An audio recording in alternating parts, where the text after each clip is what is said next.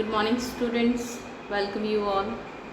In the previous video we discussed and we compared the three sectors. We have seen how the shift is there in the primary, secondary and tertiary sectors. We have seen the example of cotton and tertiary, sugar, how these product final goods we are including it, like sugars end up with the juice, and where we have seen the cotton which is end up with the cloth value.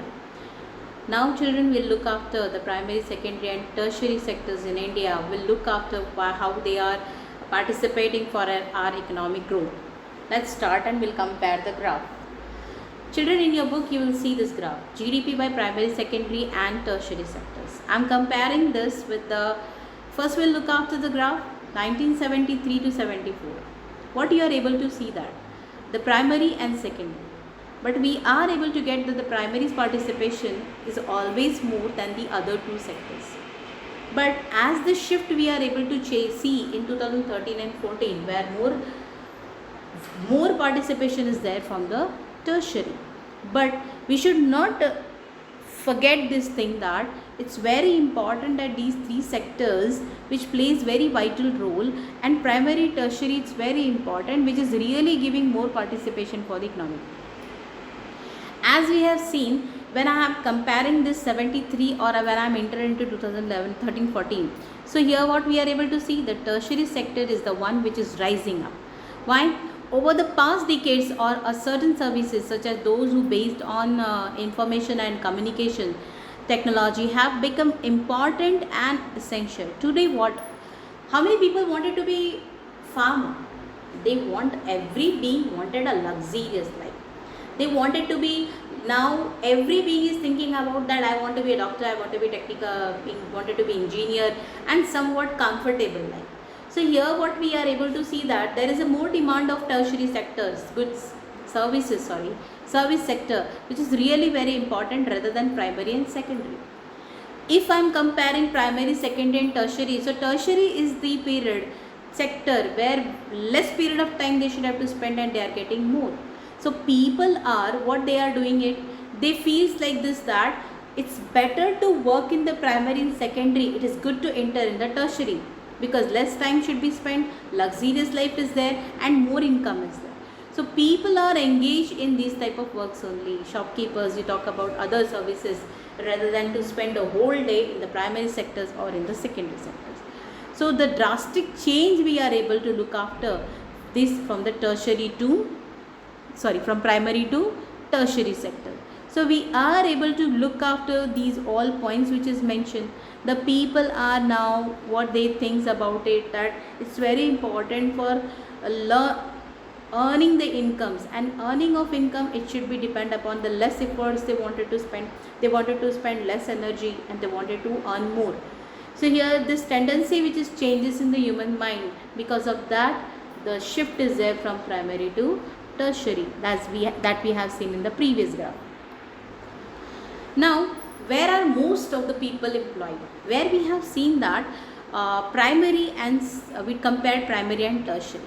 Children, but we should have to know about this, that yet their number of people, those who are working in the primary sectors, more than the compare of tertiary.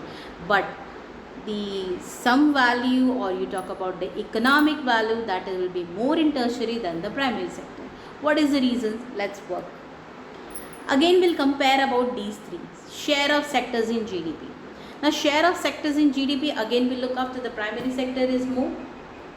But as the drastic change, again we'll look after in 13-14, more is there of tertiary. It's what the shift we are able to see, that less people are employed in tertiary sector, but more they are participating for GDP, whereas we are able to see that less participation in the primary, as it is going decreasing day by day, but the people working in this primary sector is there. So what we should call these type of people, those who are extra in primary sector, we'll talk about it. Share in sectors employment. Now compare. We talked in the previous graph the production, GDP of this, where we have seen the tertiary is the one which gives us more participation for growth of our economy, GDP. But if I am going with the employment graph, what do you think? What do you look after? See, 1972 and 73, more employment is there in the primary sector, even though 2011 and 12 more employment is there in the primary sector, but the value or the economic support that we are getting from the tertiary. It means that in primary sector more people are there, those who are working more, which is not needed. These type of people, those who are extra working in the primary sector, we call them underemployment. So we'll talk about these type of underemployment which is there in the primary sector.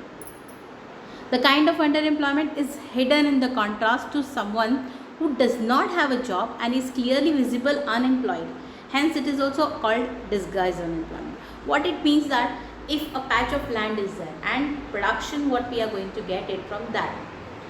Talk about 1 ton. Now for small patch of land, 5 people are sufficient. But in that patch of land, if 10 people are working and the value or production is as equal to 5, so that rest 5 is actually no need. They are working, they are just sharing their energy, they are just saving. Means what happens, the sharing of energy is divided into 10, the production will also divided into 10, the profit will also divided into 10. So this is what one type of loss. And these people which is not required here, these people are called unemployed people, and this is what the disguised unemployment. And what government should do for this, these extra 5 should be used in other sector rather than in primary sector. So what we are discussing about this underemployment or disguised unemployment is also a major problem where government should have to focus. Where we are able to see this type of unemployment? Correct. In agriculture, primary sector. Enough job opportunities were not created in the secondary and tertiary sector, but we are able to look after this, that they gives more output, and day by day their output is went up. Existence of underemployment and disguised unemployment we are able to see in primary sectors. Why this is so? Primary sector employs more people in agriculture than required. Means no need of more people. If where 4 is required, 10 people are working. No need. Even if few people are pulled out, the production will not fall. So in this sector, people appear to work, but they are working less than the potential. Means their capability is more, but less than that they are working, and so are not fully employed. Therefore, these existence underemployment and disguised unemployment, due to which the contribution of primary sector to GDP is less, even though it employs more number of people. It means what happened? Profit divides. When profit divides, obviously they won't be able to participate for GDP, because here more people are engaged. So because of that, whether there is more employment in the primary sector, they will ask you this point for 3 marks. There is more employment in primary sector, but their participation in GDP is less. Explain. So you should have to explain about this. Points will also be asked to you. A good question for value based or high thinking HOD questions. HOD. So what should we do? What will do for these people, those who are called as disguised unemployment? How to create more employment? So government should focus on these things. They should provide provisions of easy credit. They should provide irrigation facilities, so they will expand their land, or they will work and they will do more production. They should have to focus on education, health and the other sectors where they can be shift these people, those who called disguised unemployment. So here the government should have to focus on these things to make them that much capable and work on their skill, so that they will be shifted from primary to other sectors, and which will be helpful to increase our GDP. Initiative should be there, and government is taking also initiative. These are the important points which is very important to look after. National Rural Employment Guarantee Act of 2005. 5 more question answer, children. Question. Central government in India recently made a law implementing the right to work in 200 district. Please do the changes. If it is old, it's 625 now. District, now this right to work it is given. Right to work, it means that it is a duty of government to give them job, and if won't be able to give them job, it is must to give them salary, the wages. So under this 2005 NREGA, one mark question answer will be asked for full form. All those who are in need of work have been guaranteed 100 days of employment in a year by the government. If the government fail to give them duty, employment, so what they should have to give? They should have to give them allowances to the people, because if right to work is given to these many districts, so they should get wages. The type of work that would help in future to increase the production from land will be given performance preference under this act. So it is very important to know about right to work, also to know about national rural employment guarantee given by the government. If it is there in our district, so people should know about it, that they will get wages if they will not get work. The government is not able to give work to these people. It's a duty of government to give them allowances. So this is what the initiative taken by the government. We have discussed with you one. Many more employment guarantee program is there. More things are there. The government is working for the employment, especially giving employment at the places where the government work is going on. So it is must to look after this and go with the detail of right to work, so you will get it more about it.